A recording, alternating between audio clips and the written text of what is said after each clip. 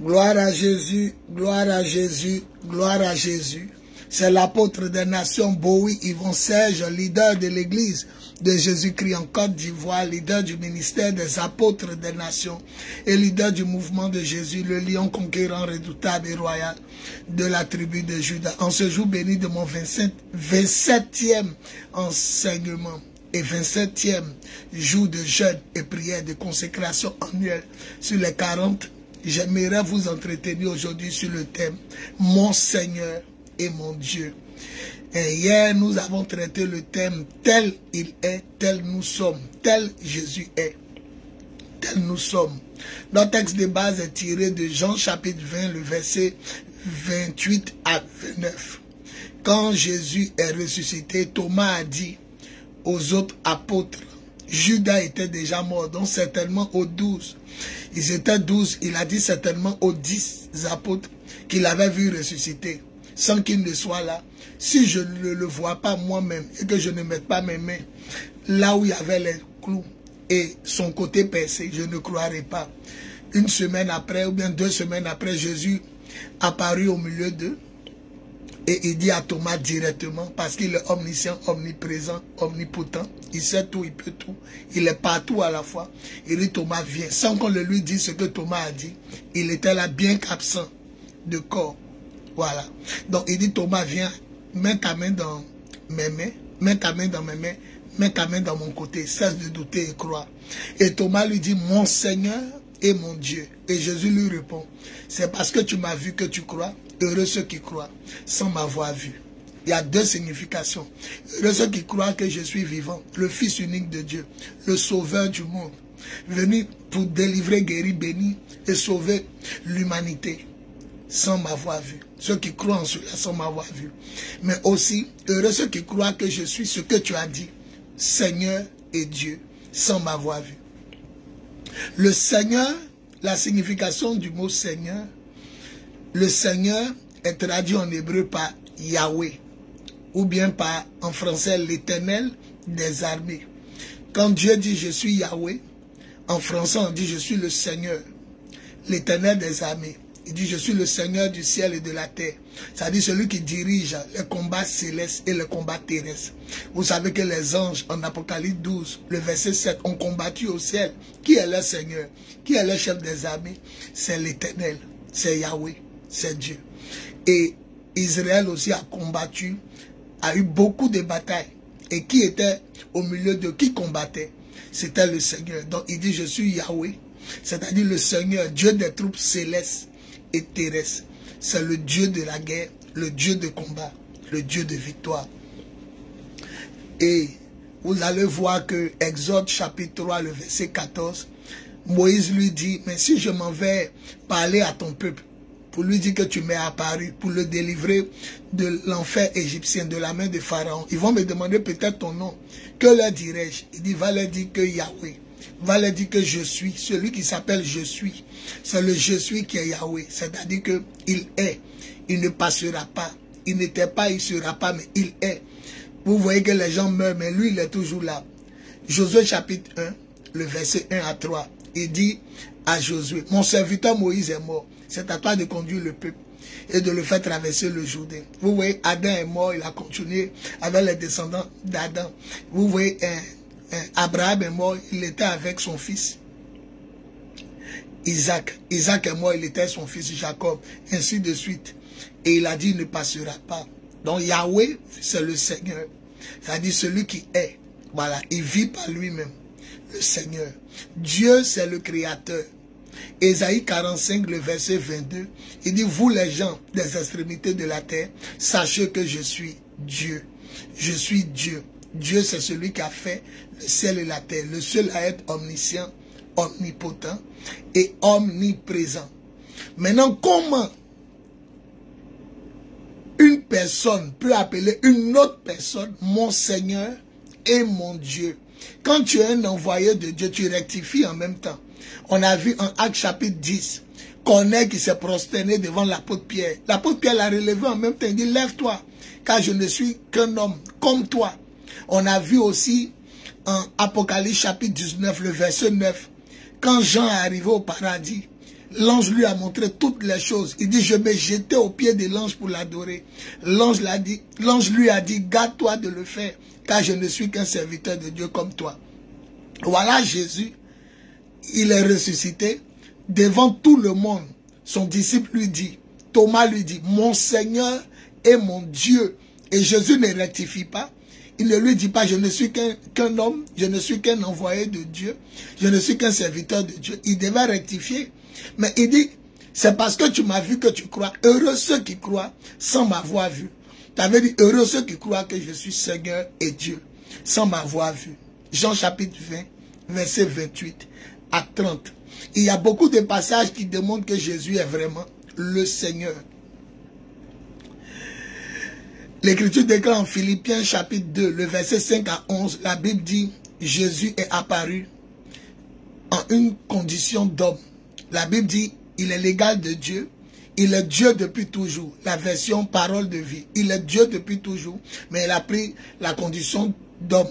Il est apparu comme un serviteur. Il s'est montré humble, obéissant jusqu'à la mort de la croix. C'est pourquoi Dieu l'a souverainement élevé et lui a donné le nom qui est au-dessus de tout nom. Afin que quiconque confesse le nom de Jésus, tous les êtres qui sont dans le ciel, sur la terre et sous la terre, au prononcé de son nom, se mettent à genoux et confessent que Jésus est le Seigneur à la gloire de Dieu le Père. Donc, il est le Seigneur.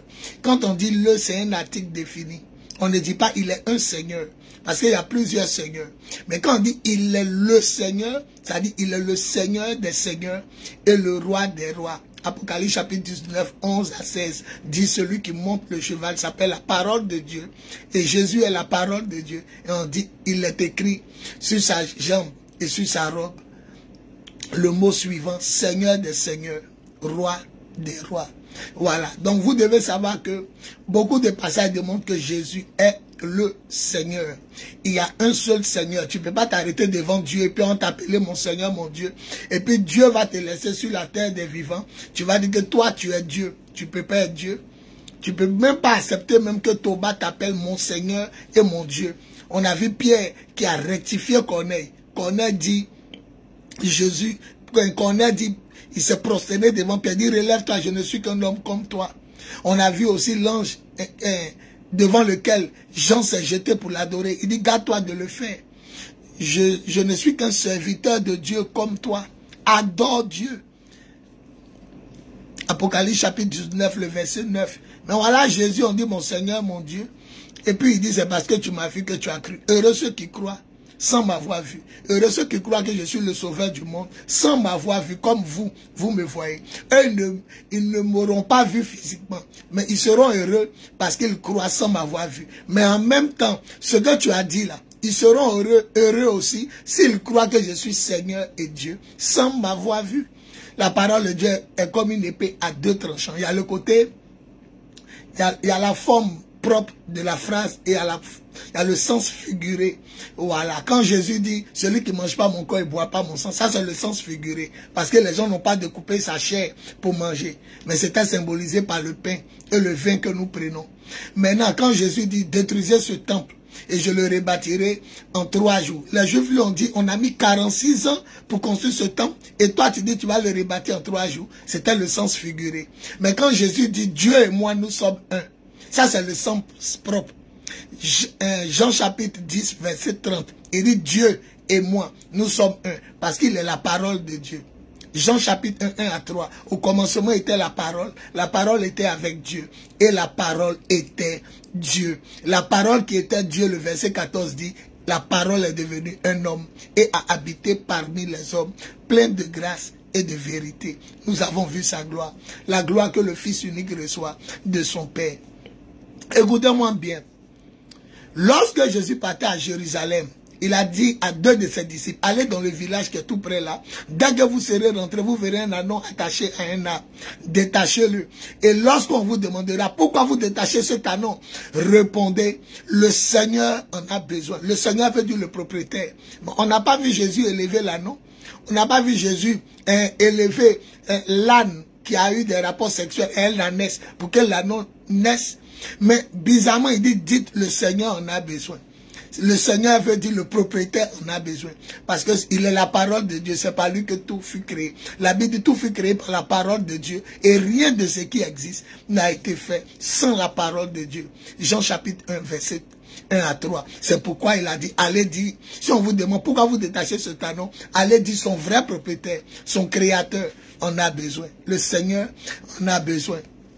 L'Écriture déclare, Éphésiens, ça c'est en Luc 19, le verset 31. Le Seigneur en a besoin. Maintenant, en Éphésiens chapitre 4, le verset 5, l'Écriture déclare, il y a un seul Dieu, il y a un seul Saint-Esprit, une seule foi, un seul corps, un seul baptême, une seule église, mais il y a un seul Seigneur. Donc quand vous dites que Abraham était appelé Seigneur, oui, c'est comme si quelqu'un dit le président de la structure des jeunes du quartier, le président de la société, le président du club. Mais lorsqu'on dit le président de la République, il écrase tout ce qui est président dans la nation.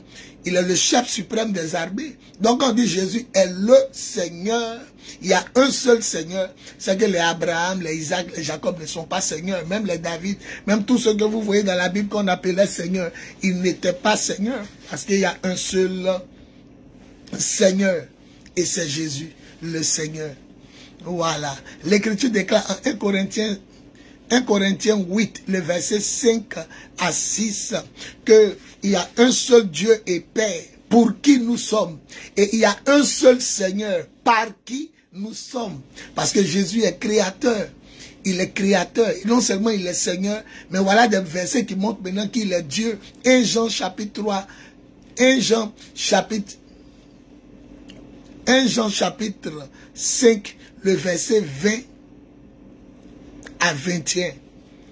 Jésus est venu pour que nous ayons l'intelligence pour connaître le Dieu véritable. Et nous sommes unis au Dieu véritable en son Fils Jésus-Christ. C'est lui le Dieu véritable. C'est lui la vie éternelle. Petits enfants, gardez-vous des faux dieux. Petits enfants, faites attention aux faux dieux. Jean chapitre 10, verset 30, je l'ai dit tantôt, Jésus dit Dieu et moi, nous sommes un. Moi, sa parole, et Dieu, nous sommes un. Jean chapitre 10, verset 30. Colossiens 1, verset 15 dit Jésus est l'image visible du Dieu invisible. Hébreu même agrave. Hébreu chapitre 1 dit Jésus est la représentation exacte de ce que Dieu est. C'est pourquoi il a dit en Jean chapitre 14, à partir des versets 6, 7, 8, Philippe lui a dit, montre-nous Dieu et on sera content. Il dit, mais à longtemps je suis avec vous et tu ne me connais pas, Philippe. Celui qui m'a vu a vu le Père, parce qu'il est la parole de Dieu. Donc vous devez savoir que il y a tellement de passages qui démontrent que le Seigneur de l'Ancien Testament est appelé lui-même en même temps Dieu, Apocalypse chapitre 4, verset 8. L'Écriture déclare comme ça dans le Nouveau Testament qu'il y a 4 anges devant Dieu qui chantent jour et nuit. Saint, Saint, Saint est le Seigneur Dieu.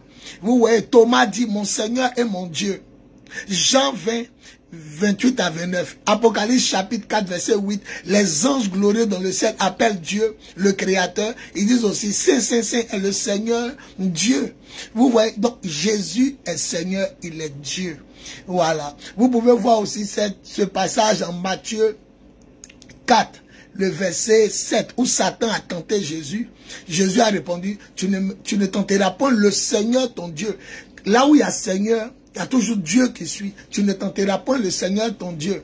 Lorsqu'il a dit à Jésus de se prosterner pour l'adorer, Matthieu 4, le verset 10, Jésus a dit, retire-toi Satan, car l'Écriture déclare, tu adoreras le Seigneur ton Dieu, lui seul, et tu le serviras plus que tout. Donc vous devez savoir que partout on voit le Seigneur, on voit le Seigneur, on voit en même temps Dieu. Dans l'Ancien Testament, beaucoup de passages démontrent que le Seigneur est Dieu. Jonas, Dieu l'a amené à Ninive, dans une ville corrompue, une ville meurtrière, assassine. Il a fui pour aller dans une autre ville parce qu'il craignait pour sa vie. Il ne voulait pas qu'on le tue. En fuyant, il a embarqué pour Tarsis. La Bible dit que c'est une destination contraire à celle que Dieu l'envoyait.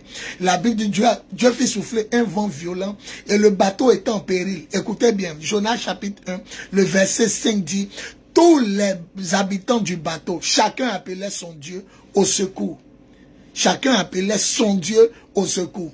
Après, ils ont vu Jonas, on dit, mais toi là, tout le monde va mourir, ça ne te fait rien. Lève-toi, appelle ton Dieu au secours. Peut-être il va nous délivrer. Après les marins ont dit, tirons au sort pour savoir qui est responsable de nos malheurs. C'est tombé sur Jonas. On lui a demandé, mais que fais-tu? D'où viens-tu? Et où vas-tu? Le verset 9, Jonas 1, verset 9. Le verset 9 dit, il dit, je suis hébreu, je sais le Seigneur, le Dieu qui a fait le ciel, la mer et la terre. Vous allez voir partout, il y a Seigneur, il y a Dieu qui suit. Donc quand Thomas a dit mon Seigneur et mon Dieu, je devais rectifier, il devait dire je ne suis pas Seigneur et Dieu. Vous voyez, on va prendre peut-être ce passage. Il y a tellement de passages. J'ai mis comme ça par hasard, Seigneur Dieu, Ancien Testament. Il a pris seulement Psaume. Le Psaume 40, 18. Moi, je suis pauvre et indigent, mais le Seigneur pense à moi. Tu es mon aide et mon libérateur, mon Dieu. Comme ça. Le Psaume 35, 23. Réveille-toi. Réveille-toi pour me faire justice. Mon Dieu et mon Seigneur, défends ma cause. Il y a tellement de passages. Le Psaume 38, 15. Éternel. Éternel, c'est Seigneur. Hein? Quand il dit Yahweh, c'est le Seigneur. Voilà. Éternel, c'est en toi que j'espère. Tu répondras, Seigneur, mon Dieu. Bon, Psaume 40, verset 17. Moi, je suis pauvre et indigent, mais le Seigneur pense à moi. Tu es mon aide, mon libérateur. Mon Dieu ne tarde pas. Psaume 54, verset 4. Voici Dieu, mon secours. Le Seigneur est le soutien de mon âme. Et ainsi de suite. Partout où vous allez partir, vous allez voir. Je prends comme ça par hasard. Le Psaume 86, verset 12. Je te louerai de tout mon cœur, Seigneur, mon Dieu. Et je glorifierai ton nom à perpétuité. Partout il y a Seigneur, partout il y a Dieu. Et Thomas lui dit, mon Seigneur et mon Dieu. Quand tu es un envoyé, tu rectifies ce qu'on a dit. Je vais terminer par ce que Satan a voulu faire. Arrivé au ciel, la Bible dit que Satan était l'un des anges les plus beaux. Et il était parmi les archanges, les anges défenseurs du royaume des cieux, du paradis. Et l'Écriture déclare en Ézéchiel 28, que Satan a voulu prendre la place de Dieu. Il voulait s'asseoir sur le trône de Dieu. Il voulait se faire passer par Dieu. Il a dit en son cœur, je serai comme le Dieu Tout-Puissant. Et Dieu l'a précipité par l'archange Michael et les anges qui combattirent le dragon et ses anges. Apocalypse chapitre 12, verset 7. Et la Bible dit, le dragon et ses anges ne furent pas les plus forts, ils furent chassés du ciel. Donc si Jésus s'arrête au paradis, il dit en Apocalypse chapitre 22, le verset 11 à 12, lui-même Jésus, il dit, je suis l'alpha, l'oméga, le premier, le dernier, le commencement et la fin. Et qu'on ne le chasse pas, c'est qu'il est le créateur des anges. C'est pourquoi la Bible dit, les armées du ciel, les anges accompagnaient Jésus. Pourquoi? Il est la parole de Dieu. C'est pas Jésus nous sommes. Nous dit l'Écriture, c'est pas lui que nous sommes. 1 Corinthiens 5, verset 5 à 6. C'est pour Dieu que nous vivons, mais c'est par Jésus que nous existons. Donc tout ce que vous voyez et que vous ne voyez pas à l'œil nu, c'est Jésus qui a créé. C'est pourquoi il est Seigneur et il est Dieu. Jésus est le propriétaire de tout ce que vous voyez, créateur des hommes, propriétaire. La Bible dit, Dieu a tout fait par lui et pour lui. Dieu a tout fait par lui, mais c'est pour lui. Tout ce que vous voyez là, c'est le cadeau de Jésus. L'univers, la création là, c'est le jouet que Dieu a fait pour son Fils. Voilà, c'est par lui que nous sommes. C'est par lui que nous existons. Tout ce que vous voyez, c'est pourquoi lorsqu'il a dit, allez détacher l'anneau. Si on vous demande pourquoi vous le détachez, répondez, le Seigneur en a besoin. Oh, le Seigneur, c'est Yahweh. Et Yahweh veut dire l'Éternel des armées, le propriétaire. Quand on dit le Seigneur, c'est le propriétaire. C'est à lui qu'appartient le ciel et la terre. Il dit, je suis le Seigneur de l'univers. Ça veut dire le propriétaire de l'univers. Et Jésus est celui par qui Dieu a créé l'univers. Et la Bible dit, Dieu a créé tout ça là par Jésus et pour Jésus. Il est la représentation exacte de ce que Dieu est. Hébreux 1. Il est l'image visible du Dieu invisible. Il dit Dieu et moi, nous sommes un. Colossiens 1, verset 15. Jésus est l'image visible du Dieu invisible. C'est par lui que Dieu a créé tout. Les puissances célestes, les puissances, le soleil, la lune, les étoiles, les astres, les galaxies, c'est par lui. Il est créateur. Il est omniscient, omnipotent et omniprésent, comme je vous l'ai dit. Donc, résumé, Jésus, mon Seigneur, mon Dieu, ça veut dire que non seulement tu es le Seigneur, le propriétaire de tout, mais tu es mon créateur. Et Jésus n'a pas rectifié Thomas. Jean chapitre 20, versets 28 à 29. Il n'a pas rectifié Thomas parce que c'est la vérité. Il dit plutôt, heureux ceux qui croient sans m'avoir vu. Heureux ceux qui croient que je suis le Sauveur. Heureux ceux qui croient que je suis le Seigneur. Heureux ceux qui croient que je suis Dieu sans m'avoir vu. Gloire à Jésus. Et ce qui est important, 1 Jean chapitre 5, le verset 20. Vous allez voir que ça dit, Jésus est venu pour nous donner l'intelligence, pour que nous connaissions le Dieu véritable. Et nous sommes unis au Dieu véritable en son Fils Jésus. C'est lui le Dieu véritable, c'est lui la vie éternelle. C'est clair que c'est de Jésus ça parle. Jésus dit personne ne connaît Dieu si ce n'est moi. Donc quand on dit c'est lui le Dieu véritable, c'est lui qui est venu nous permettre de connaître Dieu. C'est lui, il est la parole de Dieu. Et Dieu est celui qui a la parole. Donc Dieu et sa parole sont un. Donc tu ne peux pas connaître Dieu sans connaître sa parole. C'est moi seul ma parole qui peut te permettre de connaître mon nom, mon prénom, mon âge, nom de mon père, ma mère, ce que je pense. Donc c'est la parole qui révèle. Donc Dieu se révèle à nous par sa parole. Il communique à la création par sa parole. Jésus est le Verbe de Dieu. Le Verbe c'est la parole. C'est pourquoi il a dit je suis. Avant qu'Abraham ne naisse. Jean chapitre 8. Je suis. Donc on dit le Fils. On dit Jésus est le Dieu véritable et la vie éternelle. Le verset 21. 1 Jean 5. Regardez le dernier verset. On dit gardez-vous des faux dieux. Pourquoi on dit Jésus est le Dieu véritable? Mais faites attention aux faux dieux. Parce que celui qui n'a pas Jésus prie le faux Dieu. Celui qui ne prie pas Jésus prie le faux Dieu. Celui qui n'a pas Jésus a le faux Dieu. Celui qui n'adore pas Jésus adore le faux Dieu. Regardez, Jésus est venu pour nous donner l'intelligence pour que nous connaissions qui est le Dieu véritable. Pour que nous connaissions le Dieu véritable. Et nous sommes unis au Dieu véritable en son Fils Jésus. C'est lui le Dieu véritable. C'est lui la vie éternelle. Le verset 21. Attention, petits enfants. Vous qui allez venir plus tard, petits enfants. Faites attention aux faux dieux. Faites attention aux idoles. Jésus est le Dieu véritable. La vie éternelle. Jésus est Seigneur et Dieu. Jésus est le Sauveur de l'humanité. Gloire à Jésus, gloire à Jésus, gloire à Jésus. L'apôtre des nations, Bowie Yvon Serge, pour servir Dieu.